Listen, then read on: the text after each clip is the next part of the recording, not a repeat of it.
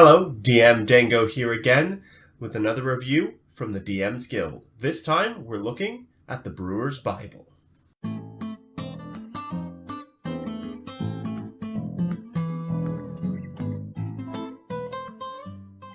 What is the Brewer's Bible, and why do you want it? Why do you care? And why are you listening to this review? So, the Brewer's Bible is a set of mechanics to allow you to brew and create and to find a set of quasi-magical alcoholic beverages that range from wine, beer, spirits, cider, mead, and fortified wines. In addition to that, you also get a small amount of lore attached to each drink. Maybe it's something like what they taste like. Some of them say, well, this is where it came from, where its origins are from, and things like that. It also gives you a good location of where these drinks can be found and kind of where their place in the world of Faerun, in the case of Forgotten Realms, is. However, there's not to say that you can't incorporate any of these drinks into your existing campaigns and just ignore the rules and ignore the location information. You can change it at your will, and more than possible. And I intend to do that with my stuff. My team is currently in Tomb of Annihilation stuff, but I want to include some of these drinks as part of that. And for instance, Port Nyanzaru is a hub place, so it stands to reason that some of these drinks might have wound their way there in more preserved barrels, so we say. But I digress. The mechanics behind it are relatively simple. You get a brewer's kit, which includes 3 hand kegs. As part of that, you place the ingredients inside the can kegs, which is a result of a wisdom skill check in terms of the brewer's kit. Pop them in there, spin it around, leave it to ferment for anywhere from 5 to 28 days, depending on your particular spirit. And at the end of that, you get an amount of drink. So, what can you drink, though? What perfects do they have? Well, I'm not going to spoil everything here. I want you to go out and get this. It's a really good piece of content. But they range from effects from simple things like increasing stat scores temporarily and giving advantage on specific checks to all the way up to one of my favorite ones, and the ability to breathe fire, which is a rather interesting thing to be able to get from not a potion, as in the potion of fire dragon breath, but to be able to drink it from a drink and immediately have its effects.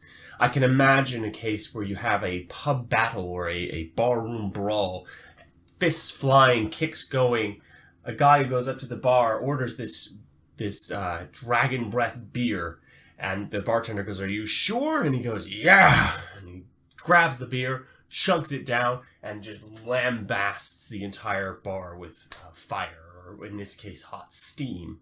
A rather interesting and evocative mix. A good role-play mechanic, I think. So, you can find this on the DM's Guild right now for $4.49. You can use the link in the description below to get to it. And if you could use that link, that would really help me out, because I'm a DM's Guild affiliate, and they give me a little bit of dosh back when anyone uses that link. It doesn't cost you anything. It doesn't really benefit me all that much, but it doesn't cost the author anything either. So, if you could, thank you very much. That would really help me out. Now, onto my rating. So, there is one tiny thing that detracts from it. One tiny thing that gives it not that 5-star treatment that I really wanted to see. And that's a table somewhere in there, preferably at the beginning, to kind of list all the various alcoholic drinks that you have available. They're, DC to create, they're DC to avoid horrible effects, i.e. drunkenness, and then a short description of what happens, what they do, what effect do they grant. That would make searching through this document relatively easily, because I could just reference the table and go, oh yeah, this is how this does. And if I wanted more information that wasn't contained in there, referencing the page number would be really helpful as well. It would just give a nice way of kind of generating these things into an existing campaign setting that isn't part of Faerun, isn't part of these existing locations, or if you're a little more off the beaten track, like I am in Port Nyanzaru. That's the kind of thing that I would love to see. Saying that, though, everything else in this content is amazingly well done. It is well thought out. It is well constructed. The lore pieces are really well done.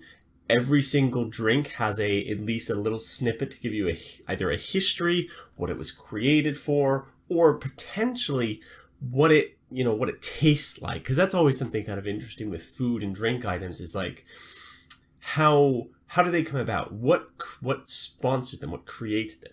Things like, if you think of real world examples, champagne and its origins are rather interesting and unique, and the exploding bottles because of their very bubbly nature, kind of thing. But it is kind of an interesting idea in terms of that. But I think this is probably a 4 out of 5 for me. The addition of the table would bump it to a 5 easily. It just makes it a little easier to reference these kinds of things when you have lots of items. Even some of the official stuff does poorly at this. For instance, the DMG actually doesn't have a table for magical items that's very easily referenceable. It's like, there's everything, and you have to go hunt for it if you happen to want something specific out of there.